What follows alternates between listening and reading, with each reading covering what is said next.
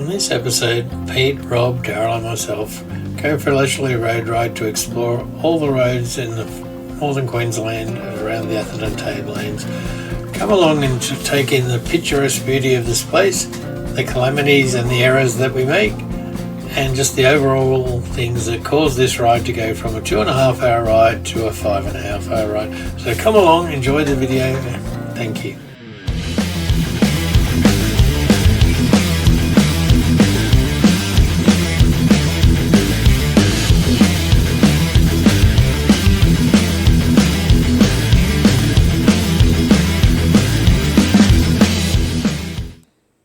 G'day everyone, Badlander here.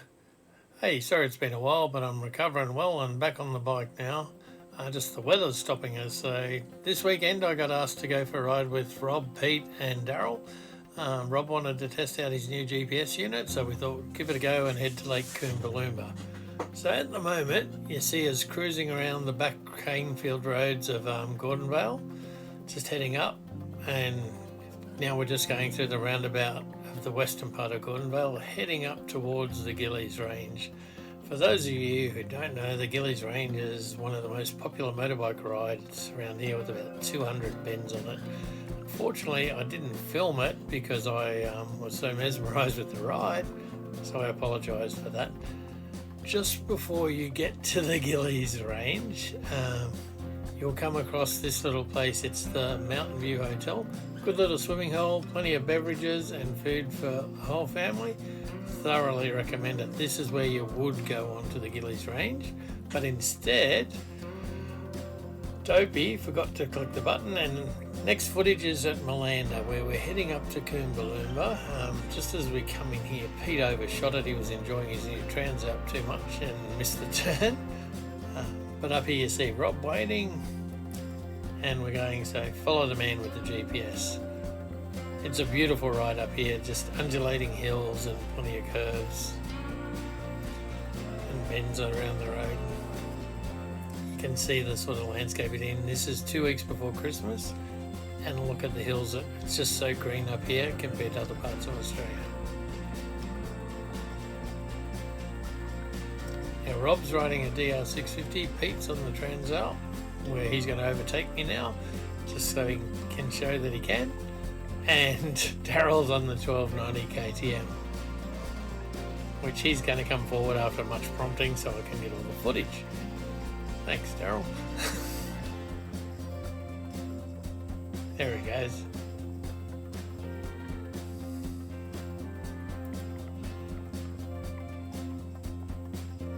It's just such a nice cruisy day till we stopped and it was so bloody hot, but nothing like down compared on the coast. And here we're turning off to Stony Creek Road and we're heading towards Ravenshoe.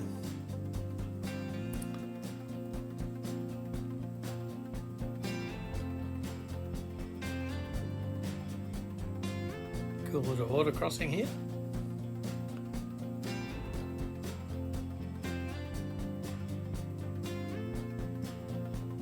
It's like riding in nature's tunnel with all those trees around you. It's so cool.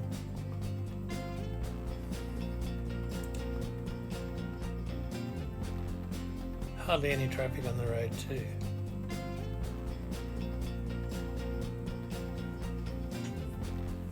As we come up here we see a broken down ambulance, so we did stop and we asked the paramedic if she wanted any water or if she was okay.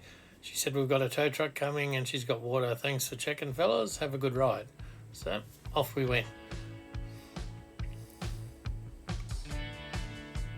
Yeah, just down at Ravenshoe there's big wind farms up here. I just wanted to show you how cool they are. And we're just heading into Ravenshoe now. Not far past the police station, you turn left. And then about 500 metres up the road you turn right into this road. Which is supposedly, according to Rob's direction, heads us to Lake Koombaloomba, which is technically right, just may not be the right road. But the scenery was great and we all had a ball. as we come in at the end of this road, we turn left because that's what his GPS said. And all of a sudden we're on dirt road. Everyone starts questioning, hey, you said road ride, what's the go? No one's complaining, but no, it's this way, fellas, trust me. It was a lovely ride, I will admit it. Nice little creek crossings and everything.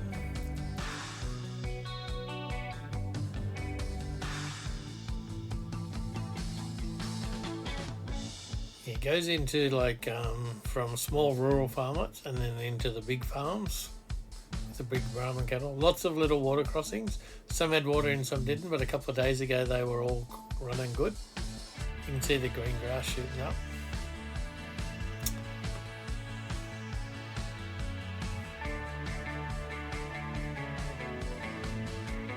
The road was a bit gravelly. There's a lot of grit there, but because it had been wet, it sort of settled down a little bit.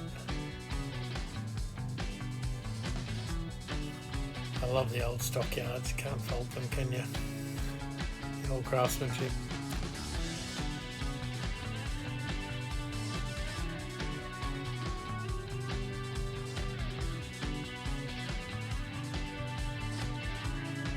Now we're coming up to this little crossing up here, which you'll see shortly. And we come across these two bikers. Now Rob said there's two riders come back, and he said, I swear they said something else, but I can't pick it up. We'll elaborate further on that later. So we see the other riders and the farmer. Now the farmer tries to yell something out, but we didn't hear it. Rob didn't hear it. So we keep going. Now the road forks here. Yeah, so one station to the right, one station to the left. But a lot of the stations you can drive through or the road goes around them. Anyhow, we go through this creek crossing. That was a bit of fun, I will admit that. It was good to get back into that side of things.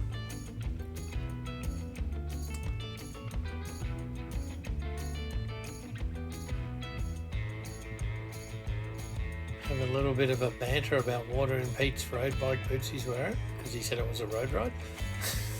Hates water in his boots.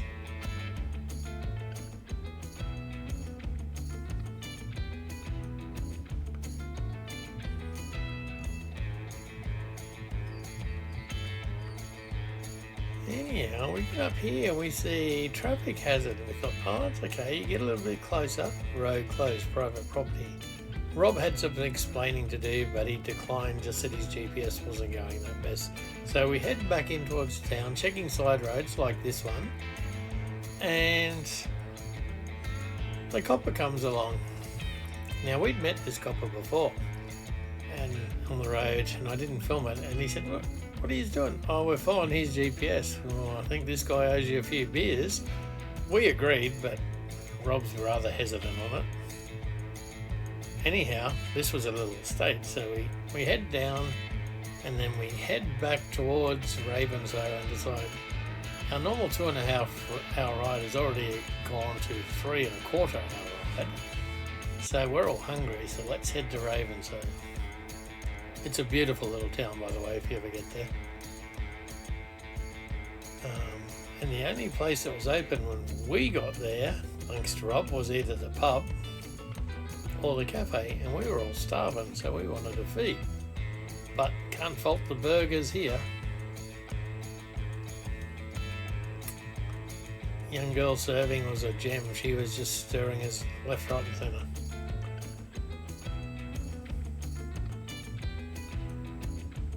Anyhow, we thought, oh, we better get moving. We've had a big lot of feed. We're probably going to fall asleep if we sit down here any longer. So we headed up, and then we're heading towards Herberton from here. So that was the highest highway in Queensland, according to the sign. That's the only verification I've got. And again, the windy roads come. It was just a pleasure to ride in here with very little cars. I think they were smarter and they were swimming. Turn off to Herberton.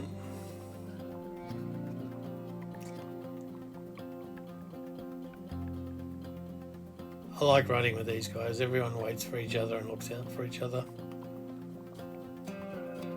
Just coming into the Herberton here, it's a rather nice old historic village. It's definitely worth coming in here from the mining days, having a look around. I've got to bring my wife up here. It's similar to some of the historic towns I come from down in northeast Victoria. So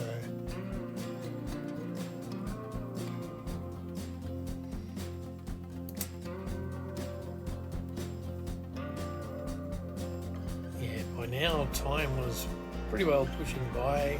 I was having a little bit of fuel anxiety because with this new bike I wasn't sure how it was going. I should get 350 to 400 k's, but I wasn't sure. So we headed in through Wandekla to Atherton. I fueled up, and basically that was pretty much the end of the ride. We just head home on the boring thing. So thank you for watching. Please like, subscribe and comment. More action coming soon as I can. I really appreciate your support while I've been off with the injury. Badlander out.